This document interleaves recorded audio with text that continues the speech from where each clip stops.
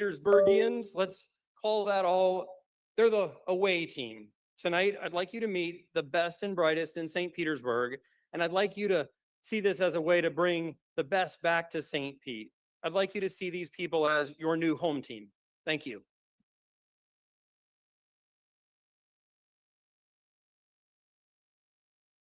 This project is too important to fail. Good evening, I'm Kurt Trisfensick with the Related Group.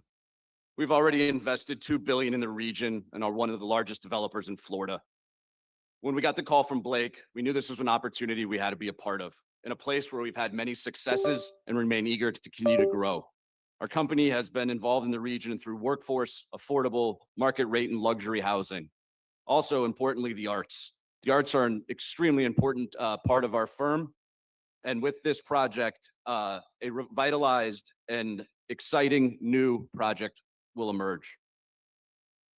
As you can see, a best-in-class team has been assembled, many of whom I've worked with and our firm has worked with in multiple successful projects. We have a long history of successfully executing large-scale mixed-use projects while always focused on the most important thing, community. This city deserves nothing else. Elliott Management is one of the oldest investment managers of its kind. We've been around for 50 years and we're headquartered here in Florida. We manage approximately $80 billion in capital and we invest across a broad range of industries, but within those, we've gotten meaningful experience investing in real estate. For example, in January, we closed on the purchase of a public company with 24 properties for over $1 billion. 2 of those were located here in St. Pete. So we've spent time in this market and we know it. When we're looking at a new real estate opportunity, the first place that we start is with the partner. We'll never enter a new market or endeavor to look at a project without the right partner.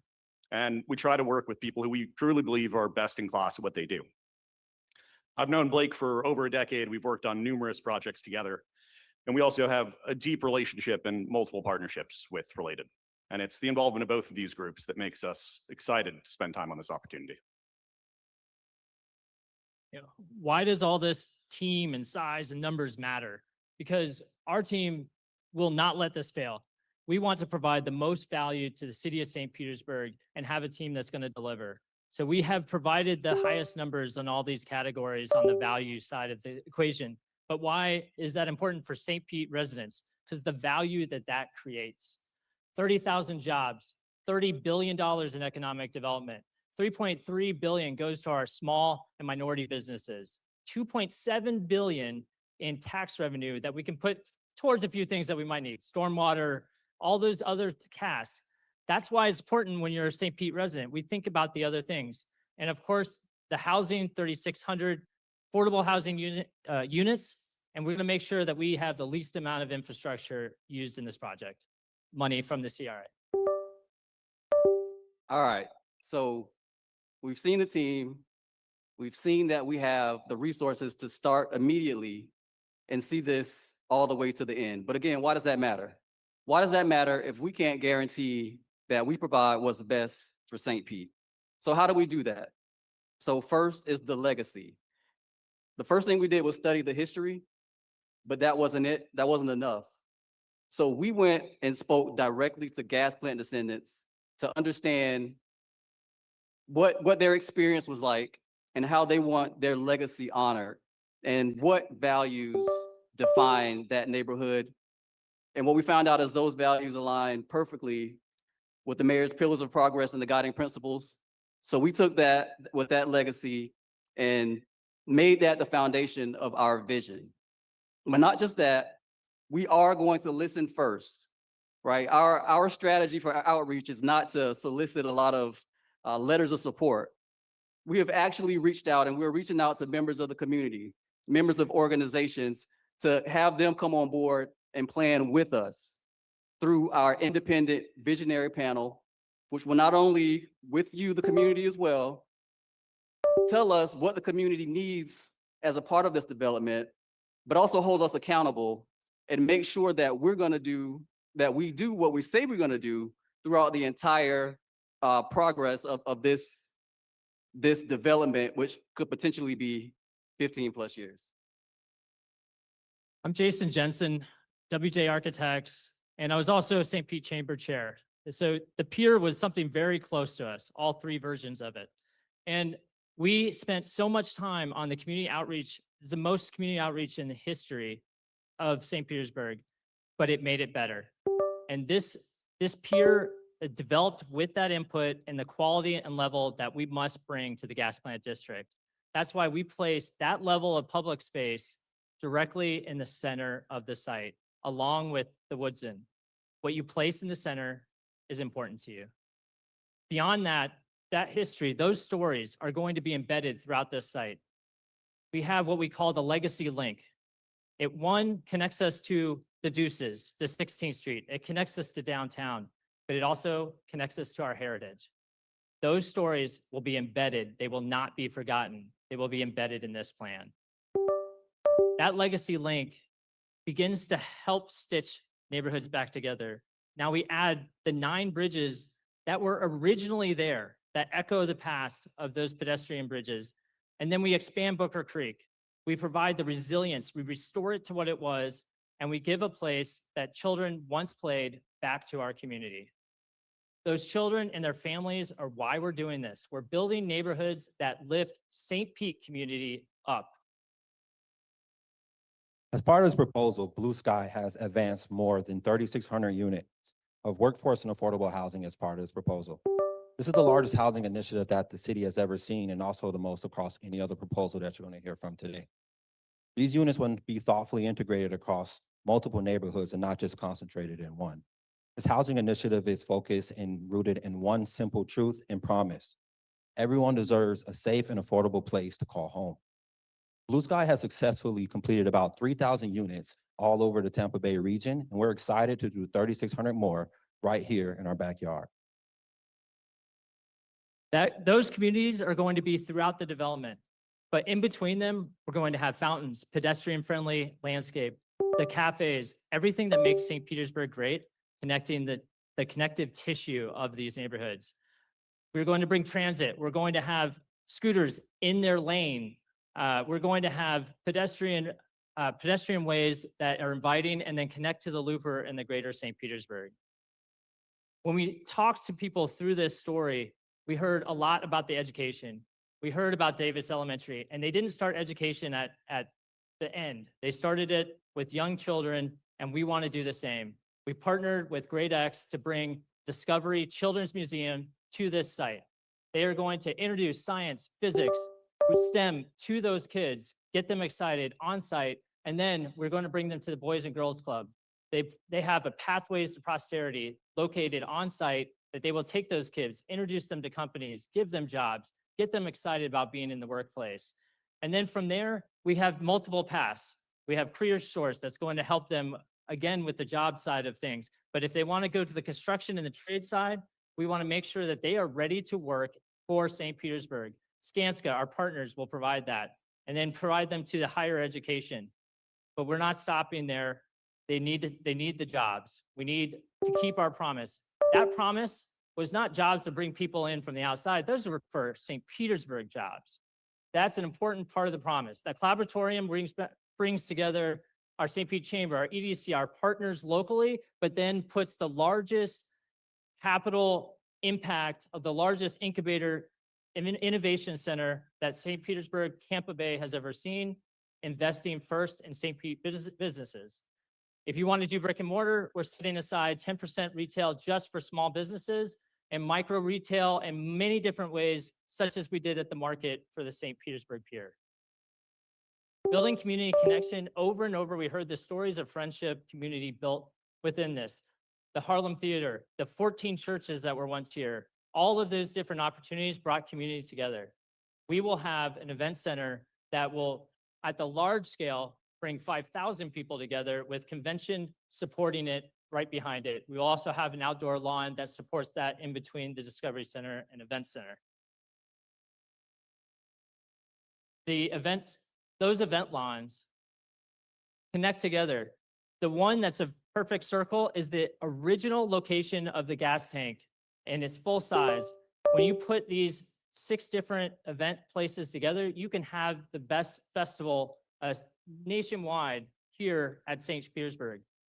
and you could have multiple events at the same time. You can let Straub Park breathe a little bit. When we look at the City for the Arts, we think of this string of museums. The Woodson is not by itself. We have a MOPA, Public Art Museum. We have the Children's Museum, the Vent Lawn. These all work together. When you place things together, they all benefit. Now, if you hear the stories, the gas tank was this landmark, not an icon, but a landmark for the gas plant district. We took that and we said, we want to make a statement for St. Petersburg with these two towers that this is the new landmark, focus, important place in the gas plant district. In the phasing, the most important takeaway here is a huge phase one, an entire neighborhood. Every phase is a complete neighborhood with the Woodson, and will start generating tax revenue, 22 to 26 million right off the bat. And it will have all of the different hospitality office that you see at the bottom. So, Mr. Mayor, council members, residents of St. Pete, we want to thank you. We want to thank you for pushing us when, after the Rays deal, you told the development community that we needed to do better. We need to do more, that you wanted our best. Well, here it is. Here's the best economic deal for the city of St. Pete. This gives you $275 million cash to spend however you want. You can spend it on infrastructure. You can spend it on SPAR, however you see fit. This is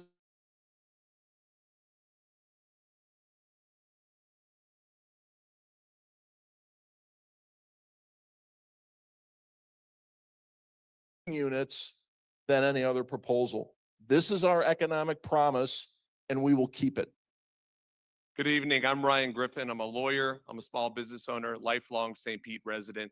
However, I'm here today because I am a dedicated community servant.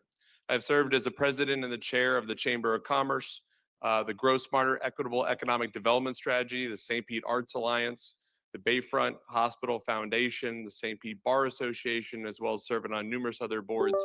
I say that because St. Pete isn't just where I live, it's who I am. And I haven't found anybody who loves this city, I thought, as much as I do until I competed with this team, and their passion for this city rivals mine, and it should. I've been a part of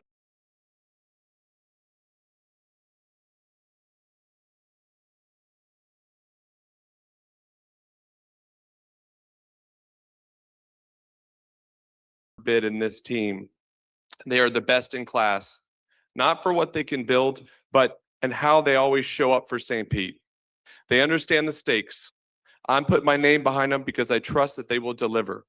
And I will be here long after tonight to hold them accountable to the families that were displaced out of the gas plant neighborhood in 1986 and to the promises that must benefit all of us. This is my home for life. On every objective measure that you heard, this proposal leads, but numbers aren't the whole story. And in St. Pete, it has never been that way. We do things the St. Pete way, rooted in values, our history, and our sense of community. Not the New York, Austin, Tampa way, the St. Pete way. And that's where this proposal sets itself apart. For St. Pete, by St. Pete. For St. Pete means a project that reflects who we are, our culture, our priorities. Not a transplanted copy, but something authentic to this place. By St. Pete means it's shaped by the people who call this city home. It is inclusive, collaborative, and grounded by local voices. Built with St. Pete, not just in St. Pete. This team understands our strengths come from all of us and has built that into this proposal. I want to thank you on behalf of the Berg Bid team, and thank you. We look forward to serving you.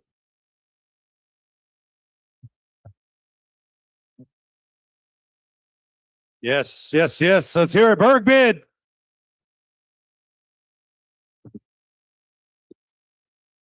Thank you for your time and dedication to this project. I'd be remiss if I didn't welcome Representative Lindsay Cross is in the building. Thank you for being here. And I also got a text. Councilmember Copley Gertis is watching online. His daughter had a talent show. So no more important title than father. So way to be there for your little one, Copley. All right, now it's time for our next bid. Please join me in welcoming Foundation Vision Partners. Yeah.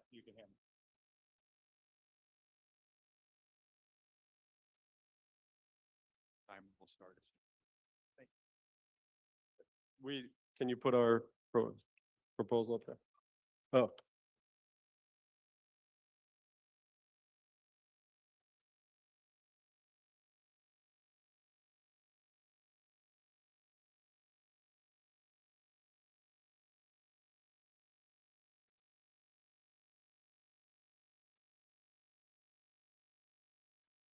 I'll attribute the lack or lesser applause for our bid than Blake's that we didn't give out hats and t-shirts, so.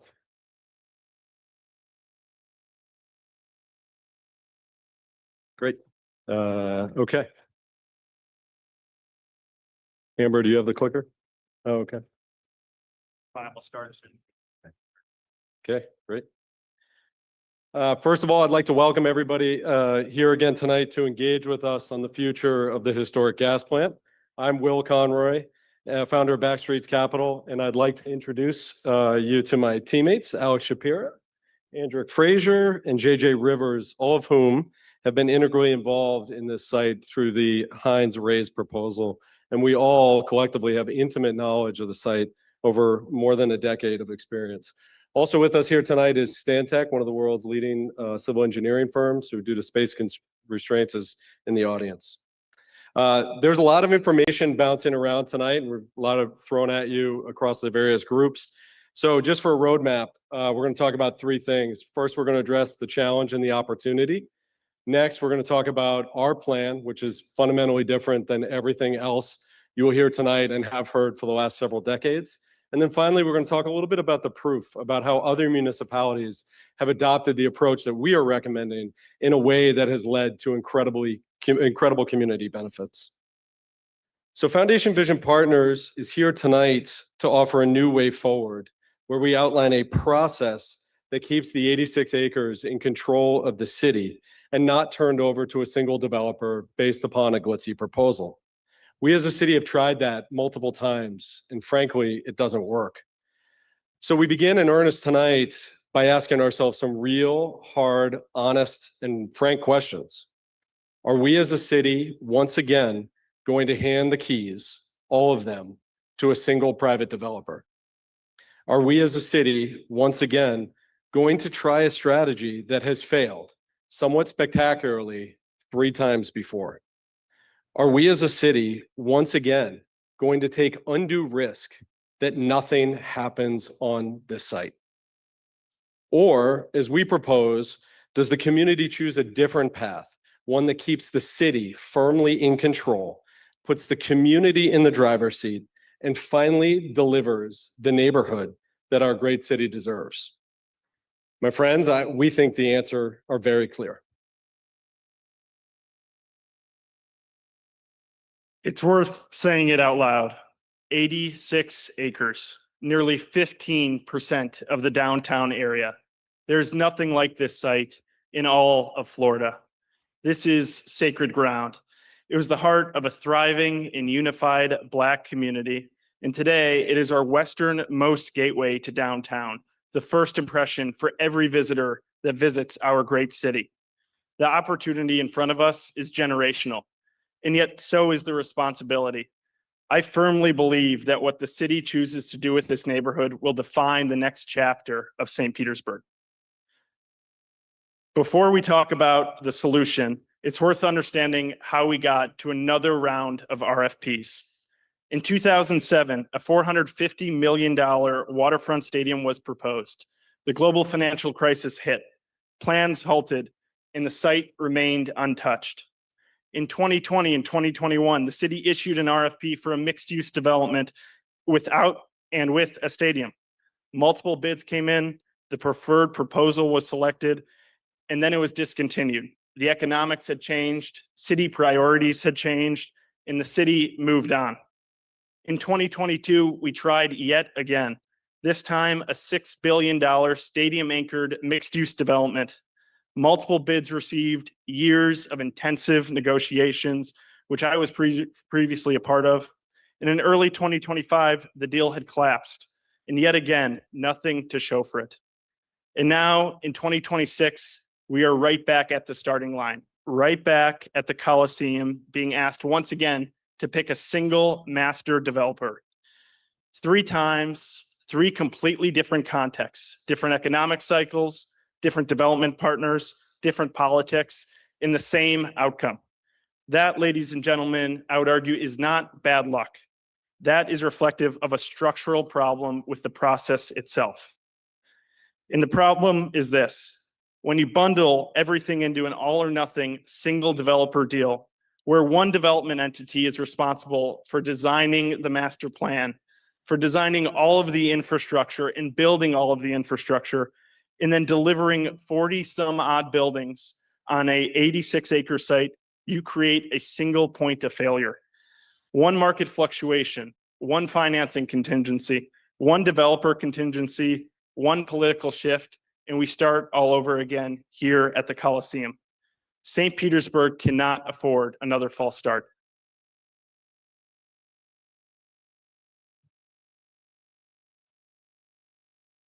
Our plan is clear and it is really simple. And I want to outline for you what we propose to do as a group, as Foundation Vision Partners, and be real clear about what we will not do. We have a 4-step process that we would advise and guide the city through. We would not own any land in this proposal.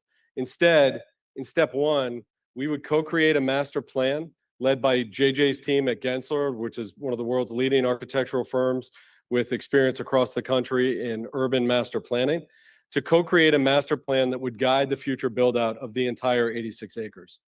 Second, we as Foundation Vision Partners would design, permit, and construct the horizontal infrastructure on the site.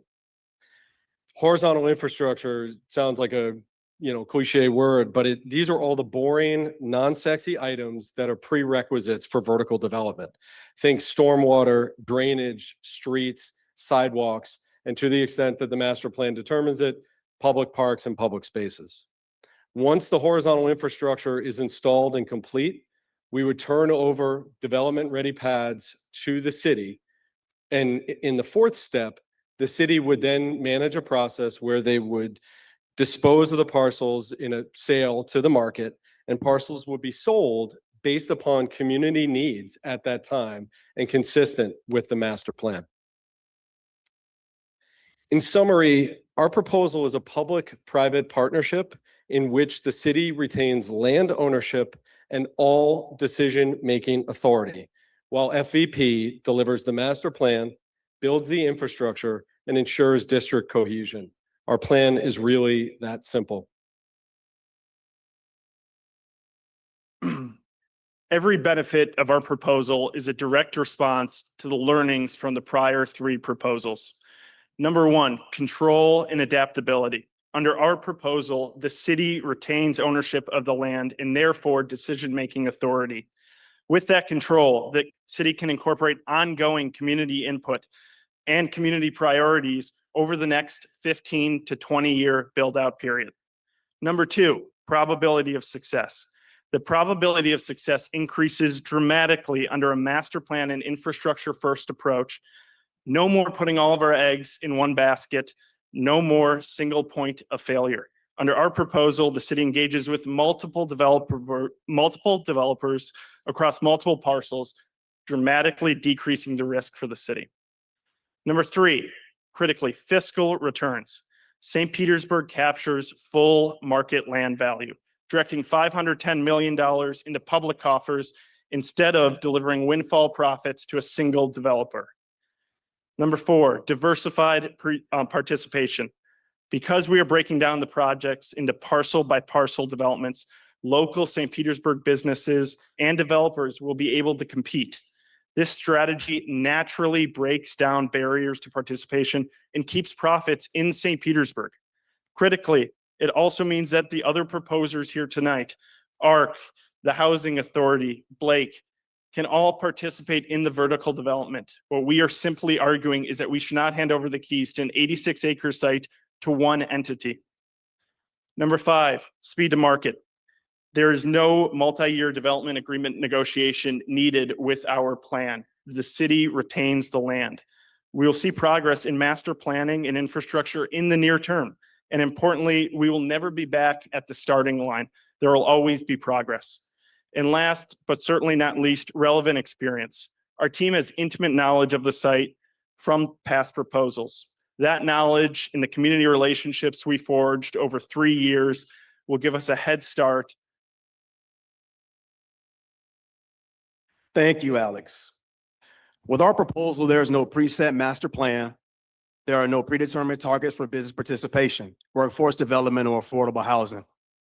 The processes that transform the historic gas plant district from the unified village that it once was into what the land has become today neglected the voices of the city's most valuable stakeholders, the community. Today, we learn from our mistakes and begin this conversation with you. Before any land is transferred to a single developer, our process co-creates a master plan with the community under the guidance of Gensler. Once the master plan has been approved, we can maximize local participation in the design and construction of the infrastructure under the guidance of the city's inclusive procurement program. Since the city owns all 86 acres and the project can be dispositioned in bite-sized portions that are more accessible for local and diverse investment and participation, we can maximize involvement from the citizens and businesses of our local community. This means not only job creation, but also ownership and equity opportunities for all of our local businesses, small, minority, and women-owned, greatly reducing barriers to entry such as investment capital, insurance, bonding, and workforce capacity. Most importantly, this allows for sustainable and organic growth of local businesses over time, the duration of the project, phase over phase, for the life of the development. Some may ask, how does the community stay involved in a sustainable process? Where is the community benefit coming from? How can this proposal evolve with the needs of the community over time? While there are currently processes in place that can advise on community benefits, we believe those current processes are susceptible to external factors that are outside of the community's control. Through case studies that we will discuss a little later, there are proven models that are not only successful in fulfilling inclusive development and community needs, but most importantly, they are sustainable. What we are prescribing is self-sustaining advisory council or CDC model that is comprised of neighborhood, community, civic, and business leaders, all funded from the proceeds of the land disposition. This body would advise the city on the disposition of parcels once they are ready for vertical development, continually evaluate the city's needs as it relates to affordable housing, workforce development, small business incubation, and environmental sustainability, while deploying the necessary capital to achieve the goals this body puts in place. This organization will belong to the community and be less susceptible to socio-political factors. Choosing this process is a way forward for all of us, including every developer that is presenting here this evening. This bottom-up approach will be the foundation of what is needed to advance the interests of the citizens of St. Pete and is in strong alignment with the city's inclusion plan. Community engagement should lead this process, not serve as an afterthought as it has in the past. What's going on, everyone? So as a designer, it's in my DNA to vision, to think, to put pretty pictures up on a screen. But you know what I've learned over my time as a master planner, as an architect, is that design at its best and at its core is done in a collaborative way. So what you're not seeing in this presentation is a bunch of pretty pictures, a flashy video showing 80-story towers. And the answer is clear. It's because you haven't been involved. Too often, the community is left out of the design process. You are left out of the design process. And what our proposal does is set the framework for every single development that comes down the road to have your voice heard. We'll said it before. Desires change in communities, markets shift, things happen, hurricanes occur. To propose a vision of 86 acres that will take 30, 40, 50 years to come to fruition is irresponsible. We have to work together, and our process, because that's what we're selling here tonight, a new process, puts you all in control. Community-led, city-controlled, with us as advisors. And what I'm excited about is thinking through how we create a master plan that ensures a vibrant, rich, diverse community down the road. And that can only happen if you all are involved every single step of the way. Not one time when we're setting out a vision, but every single time. And that's what this process puts forward. And best of yet, this is not a new process. We've had the ability to do this across the country in incredibly successful ways.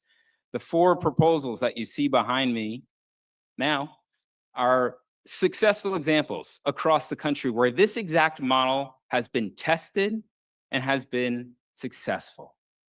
You know, we were involved in Pittsburgh and Lower Hill, and it's been an incredibly important project because the community comes first. You all come first. And that's really what we're trying to get across here. If we want a successful, adaptable, and flexible future, we have to start in a very different way today. So as I promised you a few minutes ago when we started, there'd be a lot of information thrown at you tonight, and we're only, a little less than halfway through. But if you don't mind, I'd like to spend a minute just recap or rehashing the difference between our suggested process and the other proposals that you've heard and will hear from tonight. So in the others, the city cedes control of the land at the signing of a development agreement. Under the FVP system, the city retains land control until they ultimately decide to sell the development-ready parcels. The others require a prolonged negotiation of a development agreement, which in the past experience has taken upwards of 18 months. FVP promises immediate action and continual progress. The others shower windfall profits on a single developer based upon land appreciation and land control. In the FVP's plan, the city captures the full upside of all land sales, which we estimate would be well north of $500 million. The others lock the city into a single developer and a single developer-driven deal for many decades, while FVP provides adaptability to move with both the community and the market as things shift.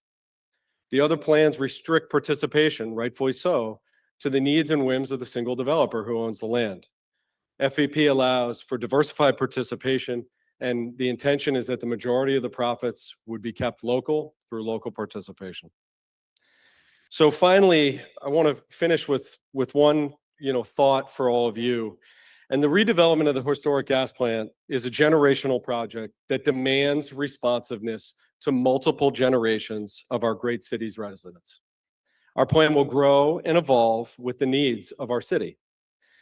There are 8-year-olds on the playgrounds at Campbell Park today who will participate as decision makers, as developers, and as owners in the future phases of this development. And that is exactly how it should be. We look forward to answering any of your questions tonight in the Q&A and also engaging with all of you in the weeks to come and the months to come, and we thank you for your time.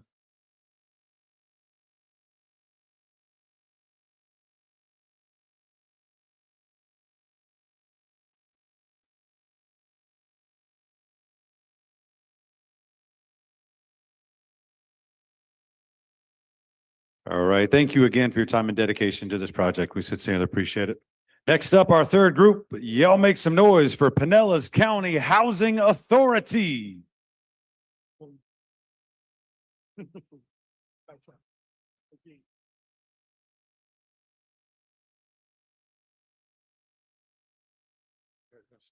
Yeah.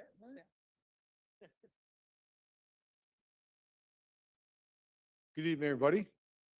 My name is Neil Brickfield. I'm the Executive Director of the Pinellas County Housing Authority.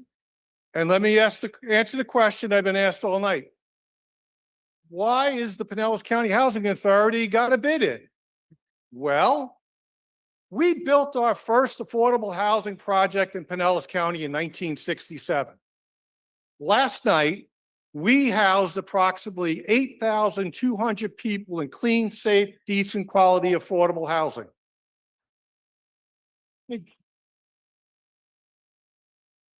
And about 3,000 of those people were our low-income seniors. And we're going to talk a little bit about mission and values and a little bit about our project. Is that okay with everyone? Nice. Okay. Our mission: provide quality, affordable housing and improve the lives of residents. Our vision is we aim to set the standard for affordable housing in Pinellas County, and we believe that everybody deserves a quality place to live. Yes? Our project is not 86 acres. Our project is about 6/10 of an acre with a very specific purpose. Our project is to build 80 low-income senior units with a preference for people who were displaced from the historic gas plant districts. And I know what you might be thinking. Can these guys pull it off? Well, we picked a very specific team, Ascension Realty, Atlantic Pacific Companies, and our architect isn't up here, Mr. Hammond, BDG. Right now, affordability or affordable housing is a need. Would everybody agree? And right now, as we stand here, we have 430 new affordable and workforce housing units being built in the city of St. Petersburg. In fact, if you go over to our alcove, there's a QR code, and if you're interested in one of those units, please use the QR code to get on their interest list. Now, I'm going to turn this over to John Barquette, and he's going to tell you how we got here. Thank you very much. John Barquette, I have been here for over a quarter of a century in the city that we all love. I see a lot of familiar faces tonight. Yes, we've been down this road multiple times. And yes, what Neil is saying is absolutely true. What you're hearing right now about this particular project is extremely unique, and we're going to explain why. But we really felt before we get into the project, we thought it was more important to talk up front about the history, because what we're talking about is promises that were made and not kept. So, why this matters is, the gas plant has a rich history. It was a community, and a lot of what you hear, whether it's keyboard warriors or all of the email blasts that we get repetitively on a daily basis, refers to it as the land. And it's more than land. I have a 38-year analytical background, and when I look at it, if we're just looking at land and return, that's highest and best use. And that doesn't include why you guys are all sitting in the audience right now. We're here because we love St. Pete, but we all recognize that there were promises that were not kept. So with that rich history of the historic gas plant, there was also a history of displacement. So, we had families that were forced to leave. And just think about that for a minute. What we're talking about is really bringing housing to the community for the most vulnerable population. And we're looking at it as, we have seniors on fixed incomes. We have rising housing costs with a risk of even more people being displaced and pushed out of our communities. We have seniors right now, people that literally have to make a difficult decision between, do I pay my rent? Do I pay for healthcare? Or do I pay for food? Let alone, is that food even healthy? And that's a whole nother topic. But this site sits at an intersection of history that must be acknowledged, and a need that requires action today. So we've heard about timelines. There's been multiple references to how long it takes to navigate, how long it takes to navigate this process. Even before you get into a development agreement, we need to go through, it's input from you all as the public. It's our Community Benefits Advisory Council. It's council before you even get into a 12 to 18 month drawn out development agreement negotiation. So what you're seeing right now, really great illustration of why this site is very unique. So the bold lines that you see in blue and red identify the 86 acres that we keep hearing about. The little star that you see that is not in the 86 acres was never part of TROP 1.0, TROP 2.0, TROP 2.5. It was picked up as an afterthought in an unsolicited offer in order to attack basically units that were promised to be built on site within the historic gas plant. That's important. And if you look at timelines, that was August of 2022. Fast forward, the unsolicited offer that you see on the right-hand side from the Rays and Hines was intentional, and it was very smart, right? It was a very smart way to attack an issue that we all know we need right now. What makes it really interesting, though, is that it makes this site unique, because this site is something that is actionable right now. So we don't need to wait. The site stands on its own, and that's a really important fact. This is urban infill at its finest. It is impactful. We are talking about 0.58 acres. So I'm going to get my math geek out on you. 0.58 acres compared to the 86 acres is 0.65% of the overall master plan that we're talking about. The amount of units that we originally proposed and are proposing is 80 units, and we're working on more units, but those 80 units, if you compare those to the 600 units that were promised to be built in the entirety of the Ray's Hines proposal as an example on site, as opposed to the 600 that were mitigated, was 13.5% of the total units to be built. We're going to bring them to market in a matter of years. That was a commitment to build them in a matter of decades. And this is deeply, deeply affordable housing. So again, it does not need to wait.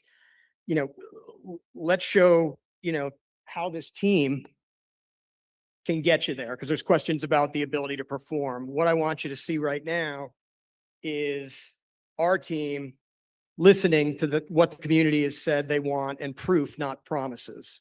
So what you're going to see when you look around, you guys have put on some, you know, great displays. There's more to come. We're not the flash and the sizzle.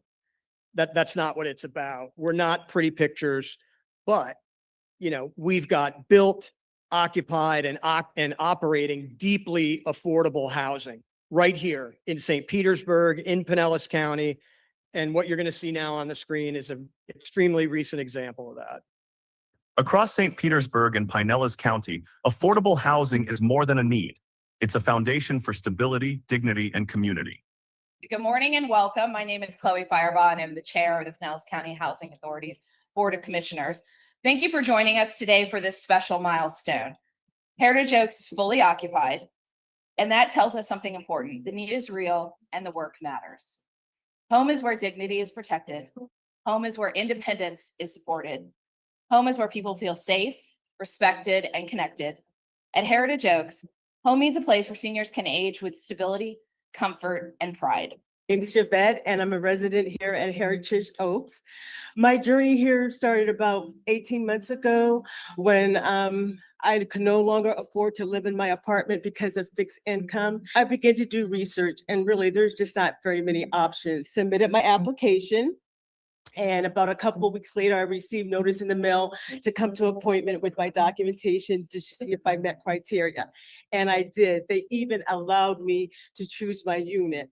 Through partnerships and long-term commitment, Pinellas County Housing Authorities have delivered communities designed for quality living. At Heritage Oaks in Largo, seniors now have a place to call home, safe, affordable, and connected. The history of the historic gas plant district is one of resilience and unfinished opportunity.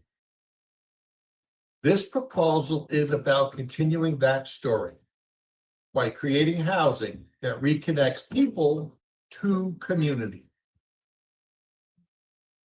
For many seniors, affordability isn't a preference, it's a necessity. Housing is more than a roof. It's security, dignity, and most importantly, peace of mind. This is what it looks like when housing works. These are not just buildings. These are communities. Places where people feel safe. Places where people feel connected. Places where people feel at home.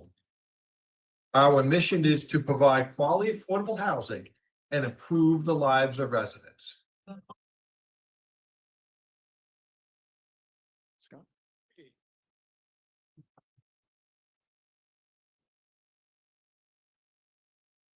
I don't know, John. I thought our pictures are pretty. Yeah. So I'll get a little bit into the nuts and bolts of what we're proposing here. As Neil and John said, we've been working with Brian Hammond and BDG Architects to bring forward a plan that, again, focuses on the dignity of the place and the residents that we're hoping to build a community for. So more than 80 units of affordable housing, 7 stories. You can see the rendering on the screen. And what we're really looking to deliver is something that is going beyond affordable housing and is actually a more holistic approach in attainable housing. And it's something that leverages the proximity to the Pinellas Trail, to the Central Avenue corridor, and being centrally located for those senior families in St. Petersburg. And hopefully from the other good things that are going to come out of the 86 acres that surround us.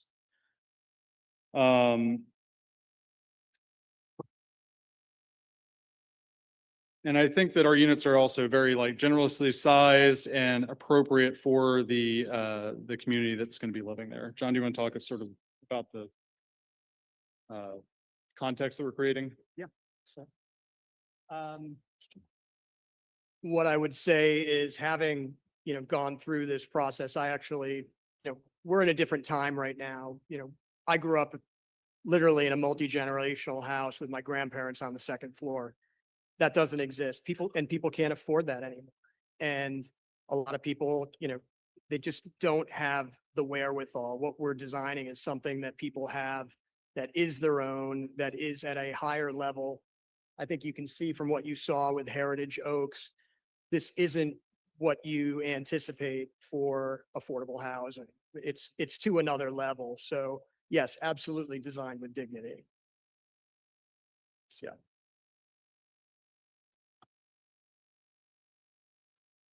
So get to go back into nuts and bolts talk. We want to make sure that what we're presenting here is also very actionable and deliverable, because we think there's a great opportunity here to really fulfill the promises unkept on a timeline that is something that we can actually see on the horizon. And we think that the partnership that we've created here is one that's especially able to leverage that ability. So talking a little bit about Atlantic Pacific communities and Atlantic Pacific companies, this is something we specialize in, and public-private partnerships aren't the easiest things to accomplish. So 86 acres, very, very complicated. 0.6 acres, also still going to be very complicated. The numbers on here are emblematic of our focus on actually fulfilling the promises. And I think it's pretty telling that almost half of the affordable housing units that we've delivered nationally, and we've delivered in California, the Washington, D.C. area, Texas, and all across Florida, we're headquartered here in Florida, have been with housing authority partnerships. And we really think that they are the people that understand the local communities and the needs of those local communities. And we bring the expertise to actually bring those units online, to deliver those communities and to create those communities that really enrich the fabric of the cities that we're in. Oh, but you're good. So I'd say in the first hour in looking around, probably 30% of you I've shared this room with before. We've been here for prayer breakfast. We've been here for NAACP, black tie galas. We've been here for prize fights. But most importantly and most poignantly, we were all here in late December of 2023, when the Community Benefits Advisory Council was having their culmination of public outreach so that you all were heard, as to what were the real pain points. What did you want to see?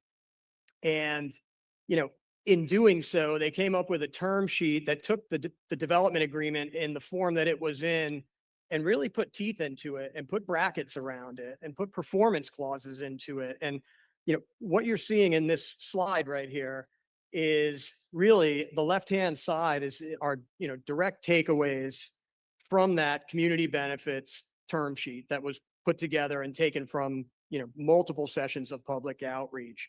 What you see on the right is how our project checks the box for every single one of them. So we really, really we know that this is extremely important. We're not just building something new, we're doing something differently. We're doing something intentionally. We've talked about, you hear about public-private partnerships. I've worked with the city on multiple. We're building, parks together. We're using funds that were won for reconnecting community grants to restitch communities that have been bifurcated for decades back together. This, it's not just about building districts, it's about connecting districts and, fixing what was broken and people that were displaced. So this is about making sure that the people that we keep hearing about that are always part of the story, they need to be more than the story. They need to be part of the future. And that's what this project allows. So this is a responsibility that we take very seriously. Thanks, John. I'm back. So why us? We meet a need, don't we?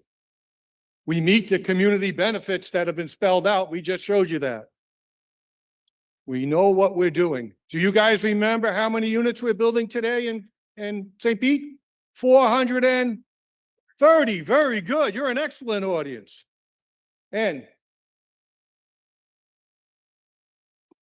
if you're a person or a family that was displaced by the from the historic gas plant district, we invite you to sign up on this QR code for our interest in alert. You're going to be alerted when the mayor recommends us. You're going to be alerted when the community benefits committee passes us. You're going to be alerted when the city council approves us. You're going to be alerted before the application process opens so you can be ready. And most of all, I see it as if it's happening right now. You are all going to be invited to our ribbon cutting. This community made a promise to residents. And when we cut that ribbon, that will be proof that this community keeps our promises, won't it?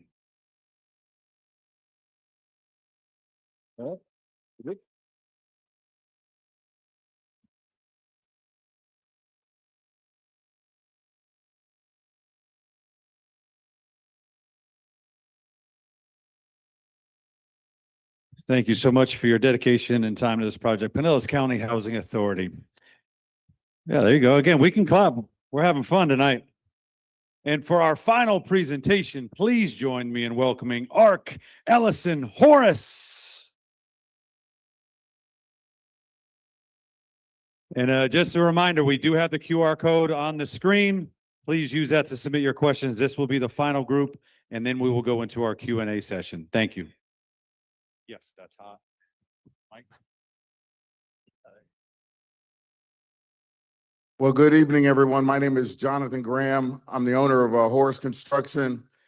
And right now, people talk about remembering, but I'd like anyone who was a descendant or relatives of a descendant of the gas plant area district, please stand up.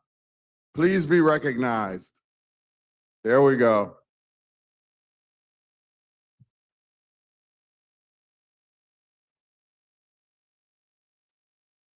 Everyone comes and they talk about what they're going to do for the gas plant area and to remember it. But I grew up in the gas plant area. And fortunately, I have my mother and father who are in the audience, 92 and 93 years old, who raised me there. And a part of our team, we have 10 people that are a part of our team that are descendants of the gas plant area. So just talking about what we can do and remembering is different than being a part of it and helping mold it through getting the right partners. You see, before we talk about what's being built here, we definitely need to talk about what was here. Not really as a history lesson, but really as a foundation for everything that we're going to do. Really, this area, this land has a story. Before it was a dome, before there were concrete and parking lots and everything around, there was a neighborhood. It was this gas plant district, a place where people just didn't live, they built lives.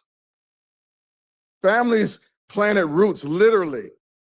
They planted roots, mango trees, guava, sugarcane in their yards. Religious edifices were on every corner. Black-owned businesses were thriving. There was music, there was laughter, there was culture filling the streets. It wasn't just a neighborhood, it was a self-sustaining community, really a city within a city. And then over time, it was taken apart, piece by piece.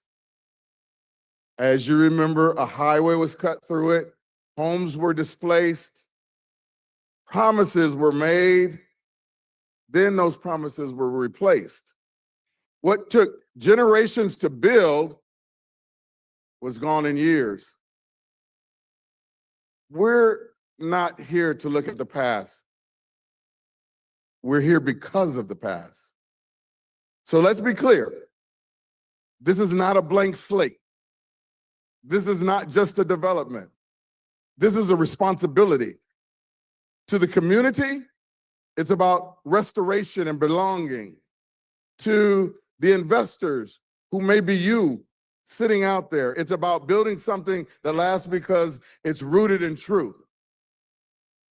The strongest developments don't ignore history. They build from history. That's why this project doesn't start with profit. It starts with people. It starts with you and you.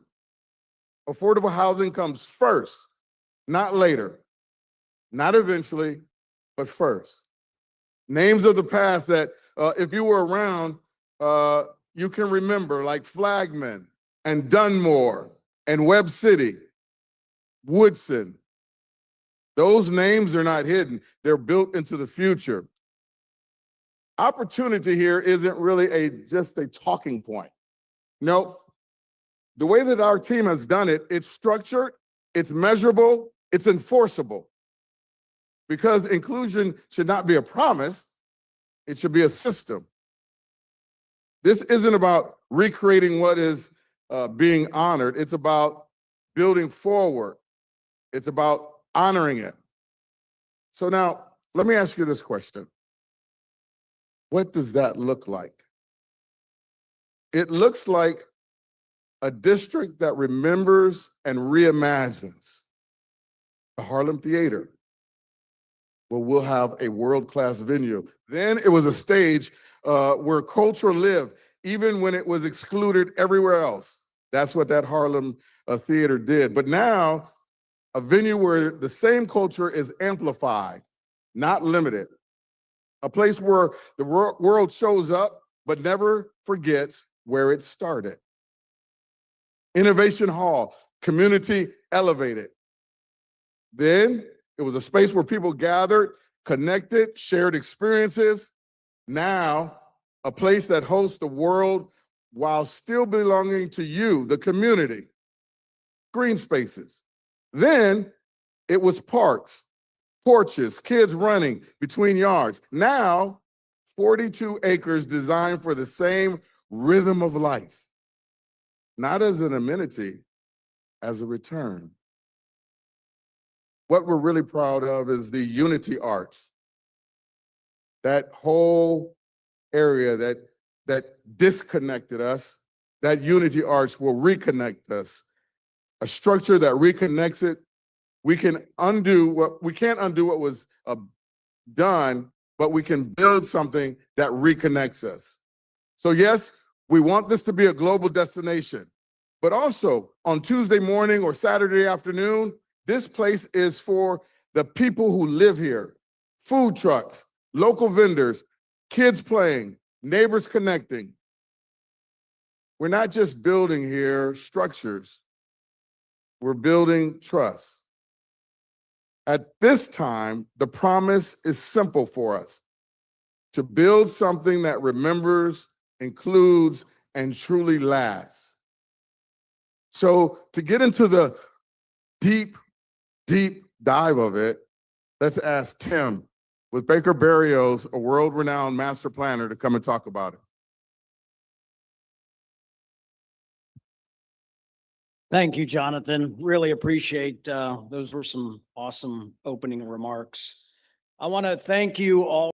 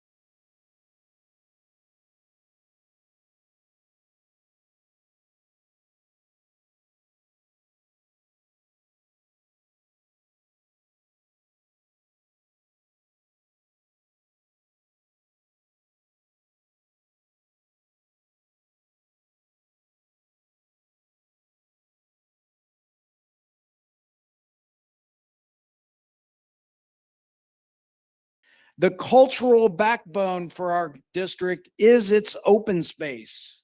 At the center of the plan is a central park organized around historic structures that become the heart and the living room for the community.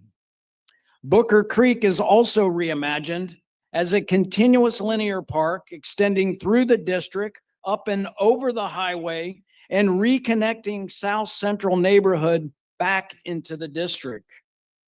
With this bridge over the highway, it is a symbol of unity for our project and for the community.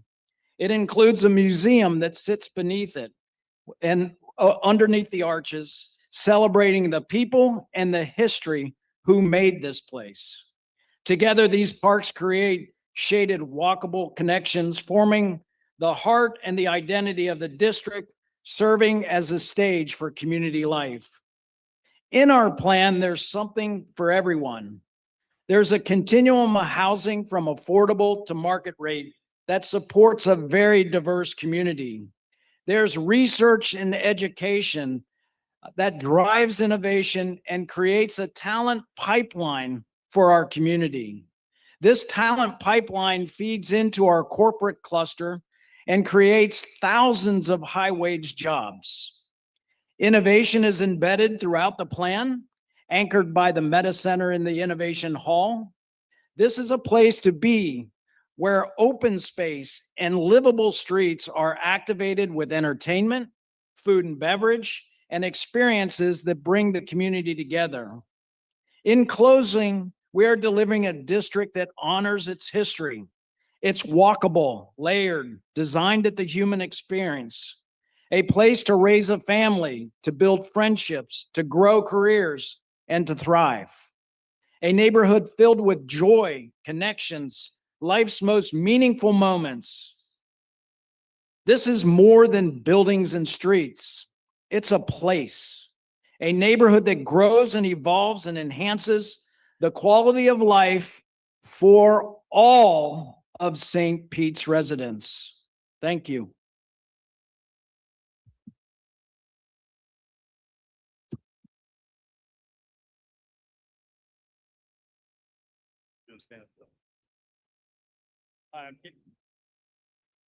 Hello, I'm Casey Ellison, CEO of Ellison Development. This is Paul Wilson, CFO and CSO of ARK Invest. And we're going to talk about how we're approaching ownership differently. Not symbolic participation, but real participation. With the Ark Ellison Community Growth Fund, we are building a blockchain-based structure that gives community members a distributed stake in this district. With minimum investments as low as $500, the community members can invest directly into the district so that when this district succeeds, the community succeeds. Not just through access, through ownership. This community will not just benefit from the future, they will own a piece of it. So now compare that to what we have today. Compare that to the alternative. For example, a stadium mostly recycles money that is already here. Local spending on the game instead of spending elsewhere in the community. Research has consistently shown that that's exactly what happens when you do not build with intention. Most of that spending is simply shifting from one pocket to another. The model that you've already heard about and that you will hear more about is different. It works differently. Our model is specifically designed to pull money in that otherwise wouldn't be here or wouldn't come to St. Pete at all. New visitors staying in hotels, new businesses choosing to locate here, new entrepreneurs starting new businesses, new investors that have no current connection with the city. That's genuine economic activity, not a shuffle. That translates in our estimate to 28 billion in economic output for this region over the course of the project and beyond. We estimate over 30 years. And for the city's 120 million commitment that we're asking, we're projecting 239 million in direct infrastructure improvements, streets, utilities, public spaces that benefit the city long after the ribbon cutting. The question, we think, isn't just what gets built, it's who benefits from it being built here. Now let's talk jobs. Nearly 20,000 jobs are created within this development. Over 5,000 during the construction process alone and 14,500 permanent roles that stay in the community long after the cranes come down. More than 60% of those permanent jobs pay above the median income. We're talking about careers, not just jobs, in fields that have historically left this community behind. Jobs that pay between $80,000 and $120,000 a year. Not seasonal work, not part-time, careers with a future. During the construction phase, we are committing to 40% local and minority participation. This is required. This is not a goal. It's written into how this project was structured from the beginning. And we're putting public accountability behind it so this community can hold us to it. Public accountability starts at the beginning. We're building an advisory board with real representation across all neighborhoods. And every commitment we make, including the 40% participation requirement, will be tracked on a public real-time dashboard. So anyone in the community can see exactly where we stand at any point in time over the life of the project. Becca? Thank you, Casey. Good evening. Thank you for the opportunity to be here. I'm Becca Brown, the CEO of Spark Labs by Ark Invest at the Ark Innovation Center here in St. Petersburg. Every day, we work with founders who are building across artificial intelligence, robotics, energy, blockchain, and health. And these companies aren't just imagining the future, they're building it right here. The gas plant district represents a once-in-a-generation opportunity, not just to develop land, but to define what's possible when an inclusive, innovation-centric community comes together.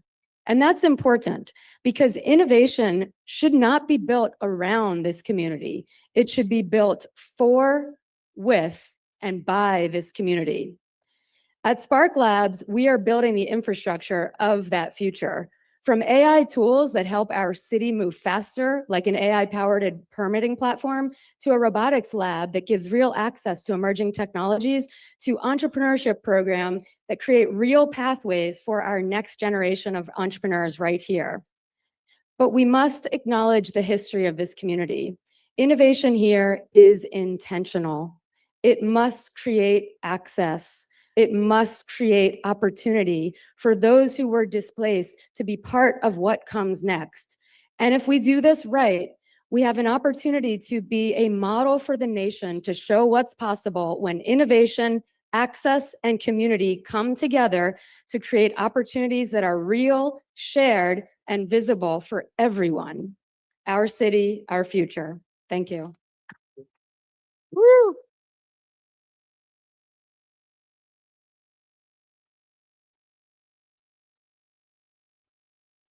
Thank you once again, Mayor, for being here and all the other dignitaries here and the community. It's so great to see this community here for this event. We're a real community. You don't see this sort of thing in many other cities. So I think many of you know I and ARC moved here in 2021. We chose St. Pete because we thought we could make a difference. We thought we could contribute. And we have. ARC has 35 employees here, nearly half of whom were St. Pete residents to begin with, and more are coming every month. We started an education effort in the middle school to inspire middle school students with these new technologies to approach the future with great optimism and joy.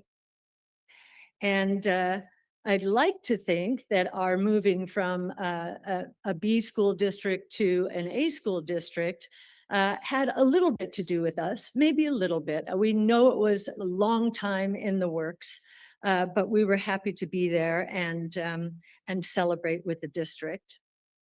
And then, of course, the Innovation Center, as Becca just described.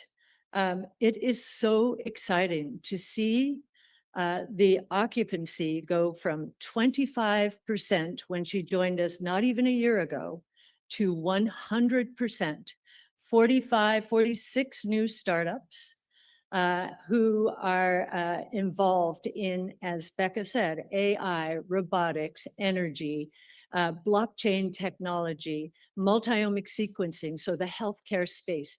These are the jobs of the future, and they are going to come here.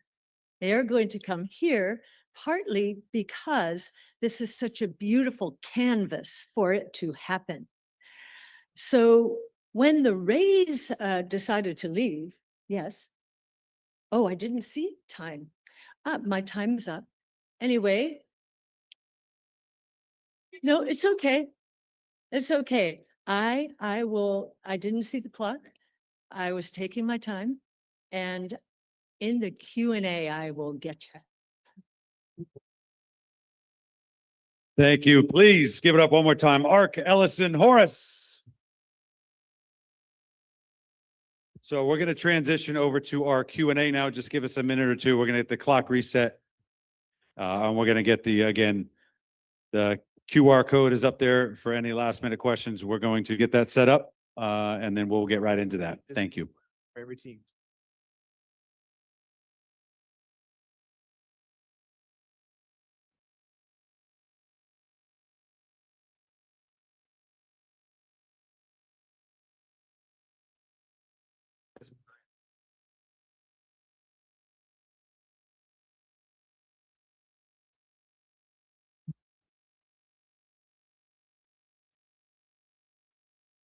This is our first for our team. Oh, okay. So just this last one? Okay. I don't know. What is that?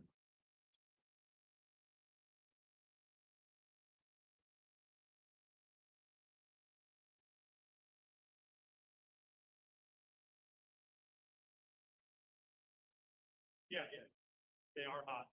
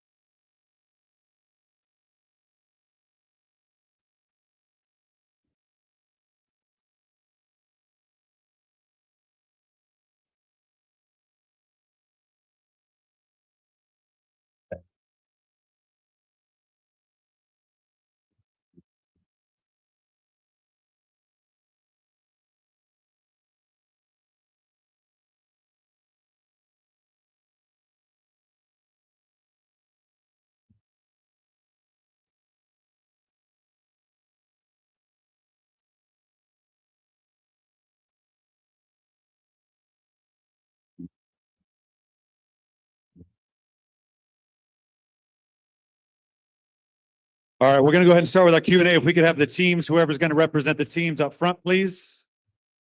We could start finding our seats. We have 30 minutes left.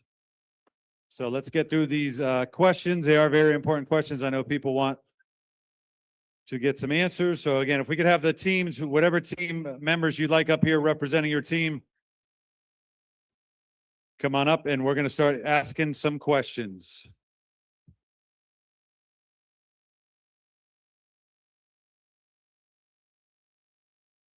Yeah, you can just.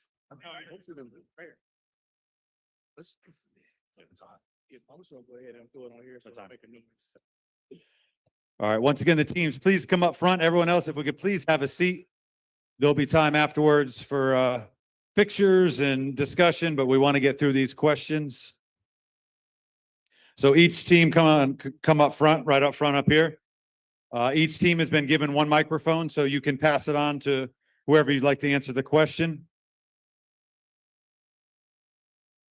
All right, we've got our first question for all four teams. Again, if each team has 2 minutes to answer.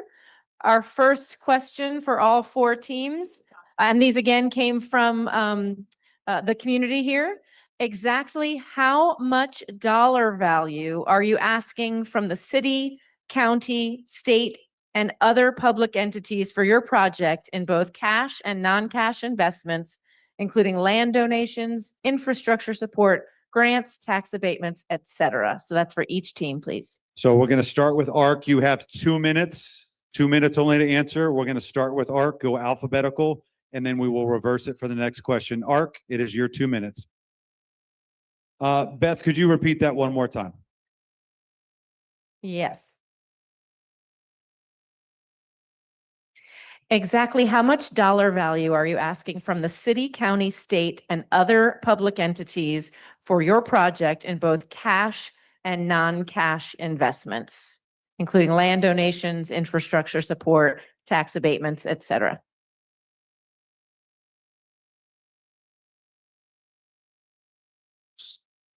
So we are asking for $120 million from the city to seed the infrastructure. And what that money returns back to the city is about $400 million of public infrastructure that will be, the ownership will be retained by the city. That, so there is a good return on that money. We are also talking to the state, the Unity Bridge. The FDOT is partnering with us to help fund the Unity Bridge over the I-75 spur. Next, Berg bid. Me? Berg. There we go.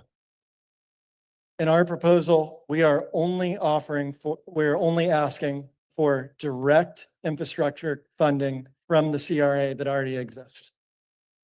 What the infrastructure budget comes out to, we'll determine that publicly, ask for it from the CRA. That is the only public funding we're asking for. Next up, Foundation Vision Partners. So remember, our proposal is different than the others in that we are not asking for any money for ourselves or for our proposal. What we anticipate is that the city in phase one, which is all the land east of Booker Creek, will invest $70 million approximately of its own money into its own land. So there is no capital or no funding that is given to Foundation Vision Partners. It is money that the city invests in itself, such that when those parcels are developed and the infrastructure is put in place and ultimately sold, the city reaps all of the benefits of those land sales, whatever they may be. And Pinellas County Housing. Hi, everybody. Neil Brickfield, Pinellas County Housing Authority. So when we build affordable housing, and we have how many in this city being built? Nice. When we do that, we do it a combination of HUD loans, project-based vouchers. We're asking for a ground lease for this property, bonds and tax credits, and usually there's a local government contribution. We know that mostly as pennies for Pinellas. We won't know what that contribution is until we sort through all the other ones to see where we're at.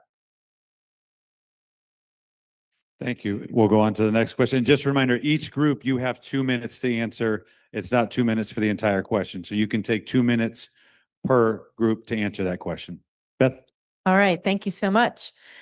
How many affordable and workforce housing units has your team delivered in St. Pete and Pinellas County? We know the answer for that. Is your team guaranteeing to build affordable and workforce housing, or will there be an opt-out clause? And the final portion of this question, what percentage is affordable versus workforce housing?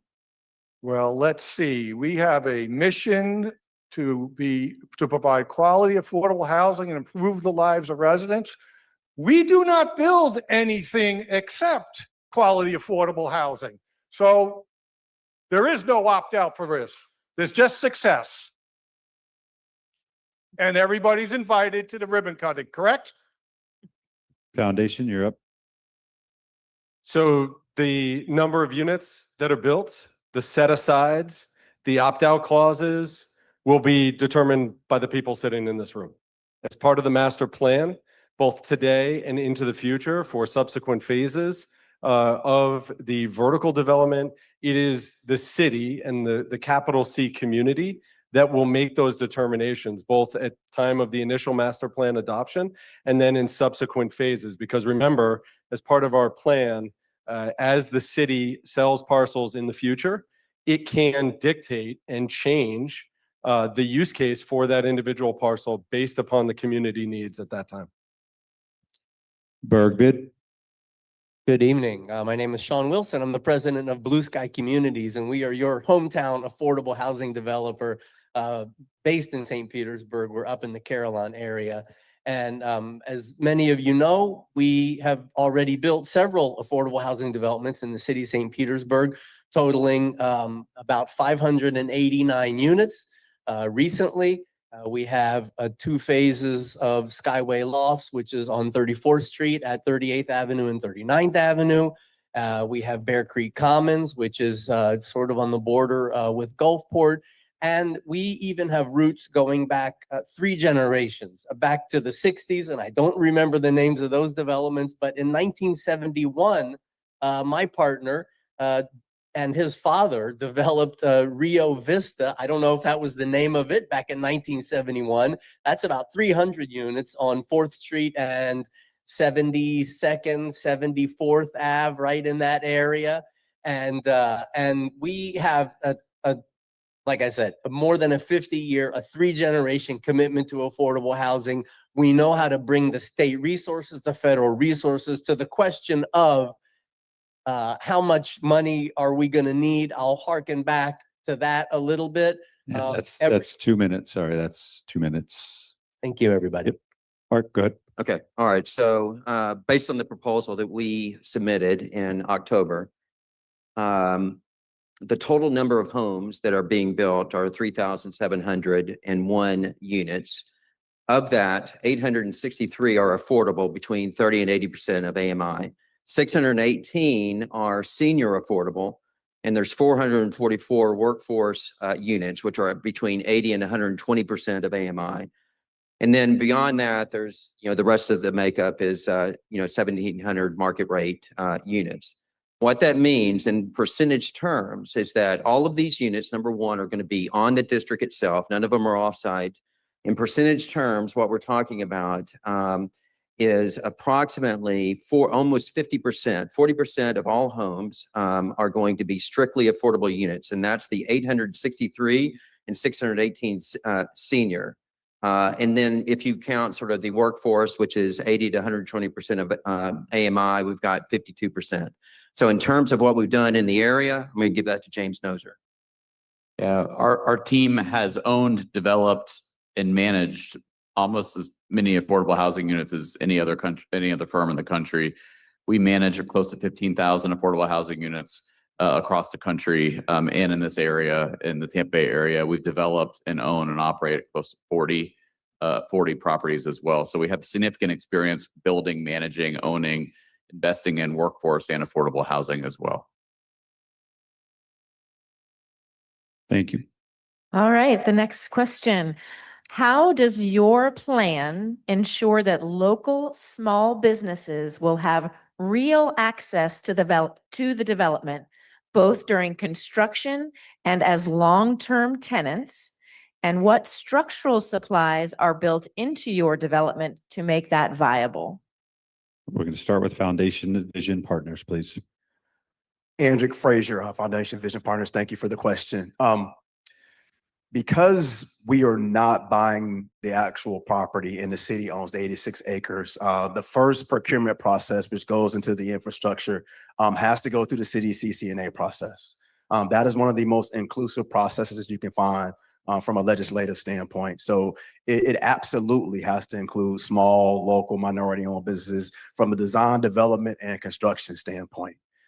Because the city will have the opportunity to sell parcels as small as 0.6 acres up to as much as 16 or all 86 if it chooses to, it allows for scalability and for anyone that has the opportunity to actually raise capital, whether you're just trying to put in a laundromat or a high-rise building. If you have the opportunity to do so as a small business owner here locally, your bonding, your insurance, all that stuff is a lot less and easier to attain.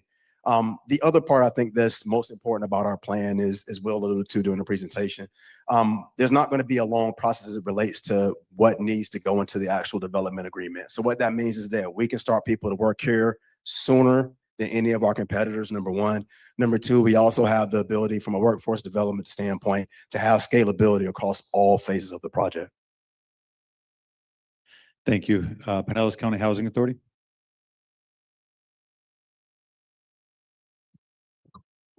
I thought they cut the mic.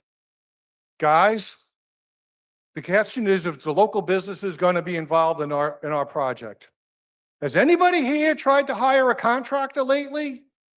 Not only are they going to be involved, We need more people to show up and work on our projects. There is not a surplus of people building right now. Everybody's struggling with contractors. So if you're living here locally and you want to work, we got projects going. We're accepting applications today. We'd be happy to have you. All right, Berg bid. One thing we didn't mention is our team, Blake alone, has 300 jobs that he supplies in this region. Our firm, the rest of the team, we have literally hundreds of additional jobs that we are providing alone. Now, when we get to the site, we want to make sure that we have multiple opportunities. We want to build in the micro retail, the market, similar to what we did at the pier, multiple places, brick and mortar options for that.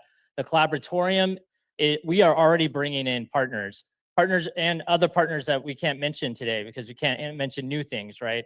But this is going to be the largest access to capital opportunity in Tampa Bay once we're done with this. And I want to talk a little bit about our fund as well. Sure. So we have a community investment fund with a matching program so that locals can actually invest in this project. Additionally, one thing we should really note here is that a key part of our plan is that we have a massive first phase. What does that do? We have housing, office, retail, parking, all of these things that support job growth for locals on our site from the beginning. The last thing is $3.3 billion in WMBE work. We're working with our partners that are going to have mentorship programs, that have existing programs to ensure that local community is involved in the construction of this process. We are here. We're going to make sure that happens. Thank you. And Ark? Yes, that was the premise of us teaming together, was our small business encouragement and minority building. We were already doing this, and right from the very beginning, we figured that there would be about $7 billion that we're earmarking for the construction side, which is about 40%. But beyond just helping and giving the opportunity to the small businesses, minority businesses, we're already doing this. We have already teamed up with institutions like Job Corps that are trying to facilitate their people. Different ones, we have their First Forward program or Move Forward program that we're working with, but also the small businesses, the retail. We're looking at 15% of our retail to be targeting small businesses, those who are starting with their food trucks and want to move into something else or a small retail shop. We're targeting those too. So our Wait, me. 40% during construction, which the construction, it's going to be about $7 billion that will be given if the 40%, $7 billion. So jobs in the plan, as mentioned in the proposal, are across the spectrum of job, high wage, medium, and lower tier jobs across the entire sort of wage spectrum. So we're talking about 14,500 jobs, 60% are in the high wage, R&D, innovation, corporate headquarters, academic clusters, 21% are mid-wage, hospitality, hotel management, technical services, civic, and 19% are entry-level, retail, residential services, community-facing jobs. The distinction of ours is the innovation flywheel, the creation of new jobs here, entrepreneurship, bringing people from the outside here, and bringing those jobs here. Becca can speak to that just briefly. That's the 2 minutes. Thank you. Next question, please. All right. The next question, I think, is for three of our presenters tonight. What percentage of your development square footage will be dedicated to office space? And describe your team's pathway to providing high-paying $100,000 plus jobs in your development. Berg bid, you're first. Sure. So we have 1.4 million square feet of office space out of a total of about 11.7 million total space. How to bring high wage jobs to this community? We include this office space in every single phase of our development. We start in phase 1, continue in phase 2, and go all the way to phase 3. That allows us to plan long-term for companies that want to enter this market and provide access to space to meet them where they are. When they want to be here, we will have space for them to enter. You know, when we talked about the high paid jobs, the partnership of the group that you have here today, you heard a lot of large numbers. This group is dedicated to being that flywheel per se, that is creating innovation, that is creating access to capital in a way that Tampa Bay has not seen before. We have already brought the team that is going to support that. We already have the capital in hand. We are not asking for any financing. We are ready to go. We're ready to bring those jobs here. Mark? All right, so 14% of our development, as originally proposed, is office.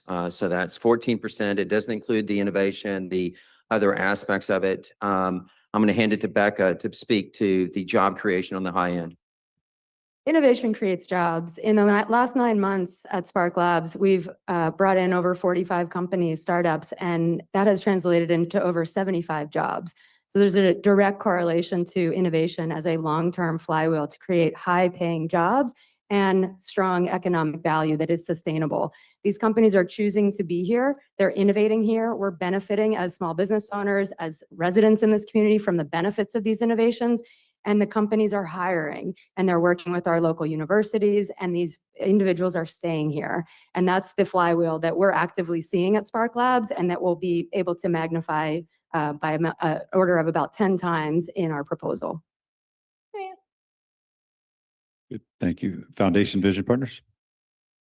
First of all, I'd like to thank all the other teams and also the community for actively engaging tonight. We heard a lot about apathy leading up to tonight, and I think the packed house tonight dispels that notion. But I want to again emphasize a really important distinction between the process that FEP is proposing and the other strategies that are being pursued. In our proposal, we do the horizontal development. We de-risk the vertical development component for all three of the groups standing up here.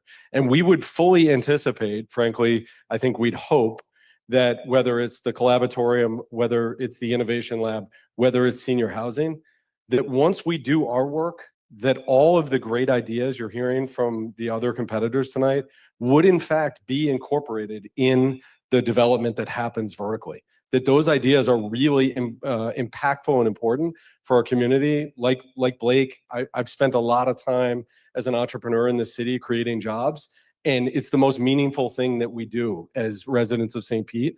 So under our proposal, the job creation ideas from both Blake and the ARC plan, which are really, really good ideas, can be implemented once we finish our horizontal infrastructure work. Thank you.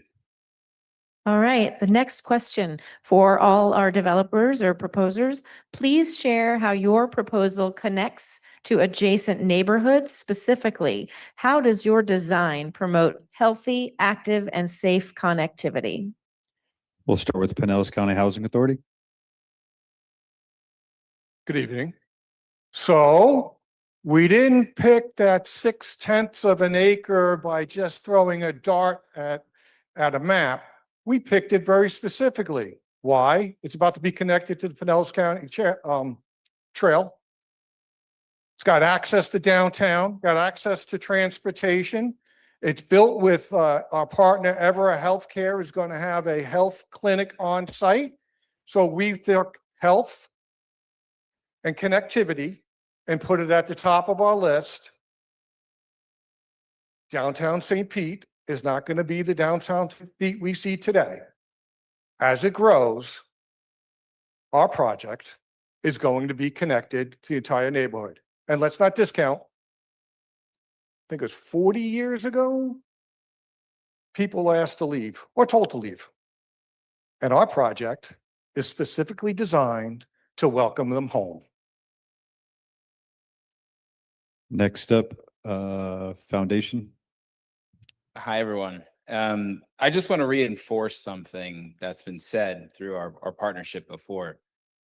You're not seeing pretty pictures with massive buildings or massive public parks or anything because you haven't been part of the process to date within our plan. So when we talk about horizontal infrastructure, it's kind of a stale word, but it basically means what is the public realm experience that we all want? And we have a very robust idea about how to do community engagement first, so that we're thinking about cohesion between the existing communities today and what will come next on this site.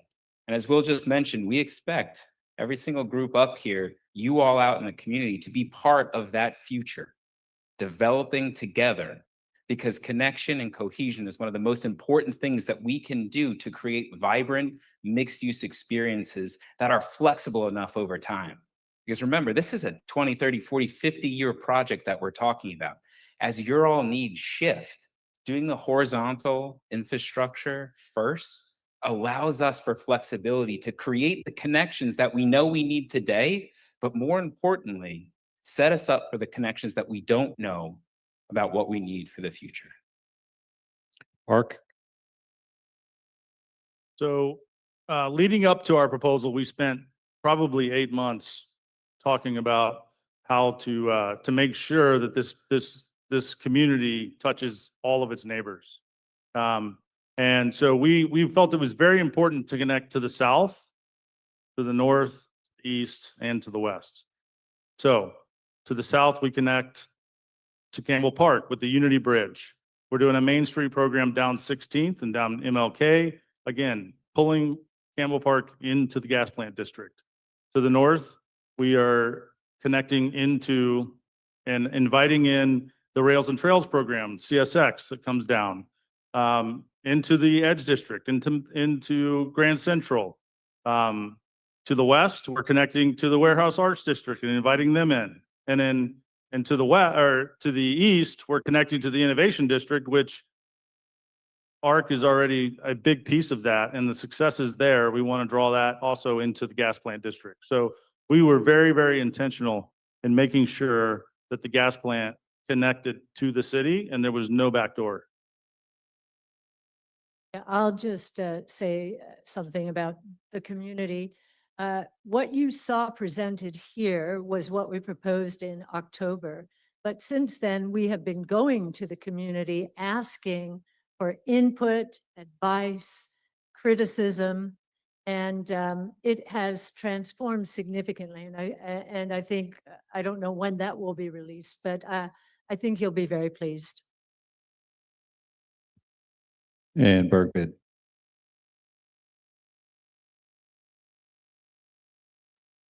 In the 30 days that we were reviewing this, we really took into account our history of knowing this city. And what we started with was what is at the heart of the project. Let's get the public space right. Let's get the Woodson in the center of the site. Some of the plans have shown this, the Woodson essentially outside of the site. We want to make that the heart. We know when we did the competition of the pier, they came in with the design, but then we worked with the community to develop that into something that truly fit the community in the right way. We're going to have the Legacy Link that is going to go up and then connect to Methodist Town. We're going to have it connect on the other direction underneath the interstate to the Deuces and to Manhattan Casino and down 16th Street. Everything that you see in our plan is funded. We want to be very careful not to show things, maybe that requires state funding, maybe need additional funding other than this plan. We're very careful to make sure that our connections are real and that everything in the end draws you back to the heart of the project and then builds off from there. When we talk about bridges within the site that used to be there and bringing them back, we are intentional about that. We will continue to create bridges throughout this project and beyond. Thank you. This will be the final question of the evening. All right. For all teams, how are you incorporating resiliency into your plans?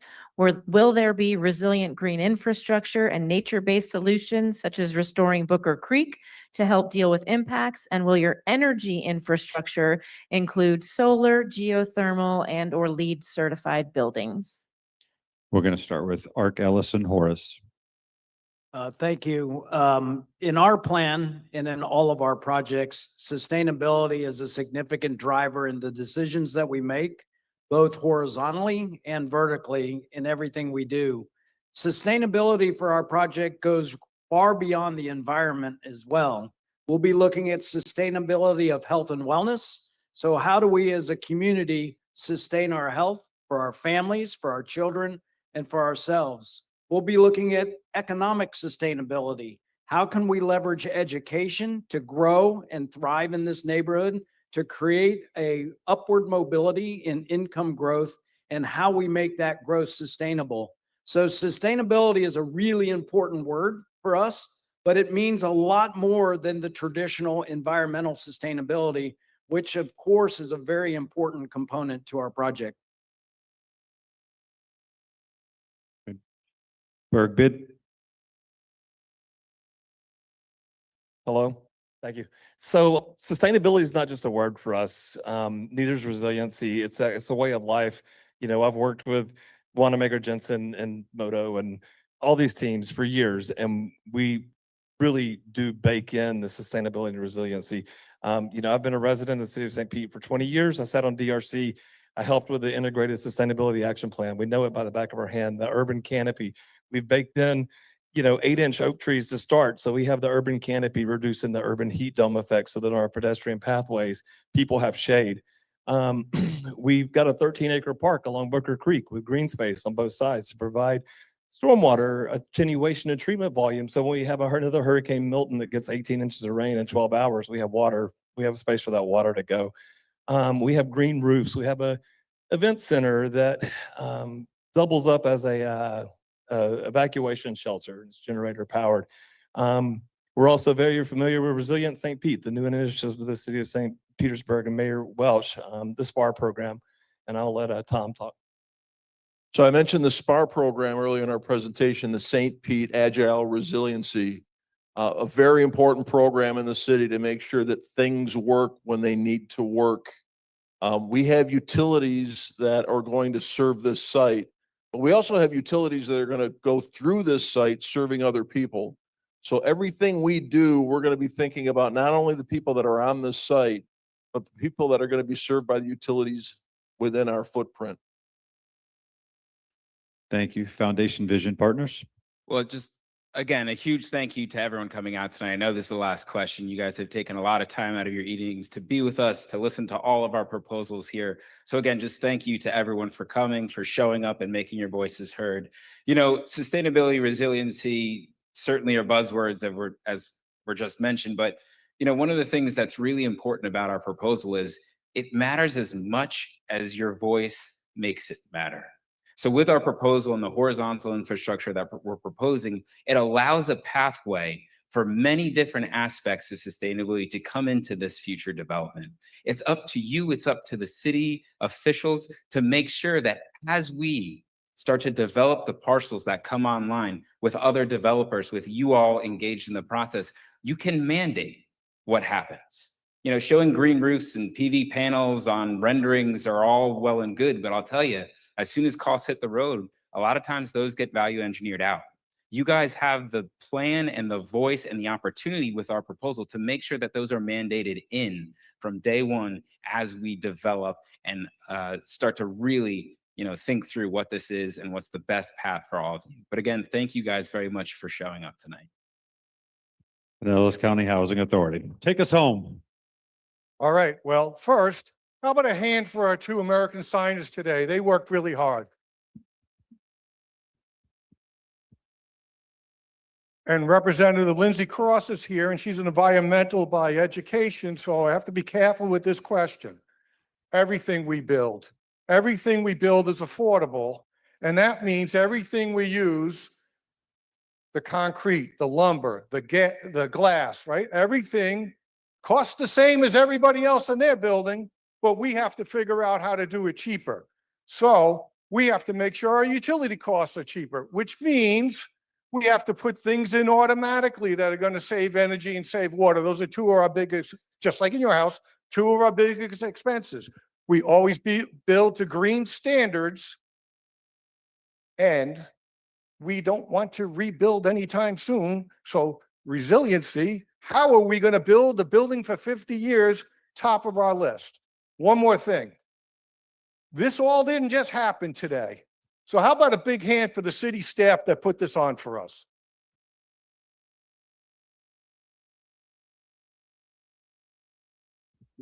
Yeah, I was just going to say, Tim brought up a really good point. It's also human sustainability and resiliency.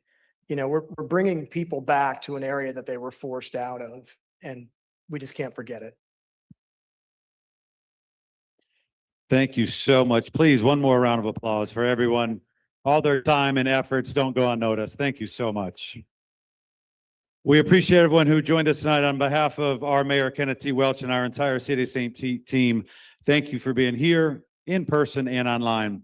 We appreciate your engagement, your questions, and your continued interest in the future of the historic gas plant.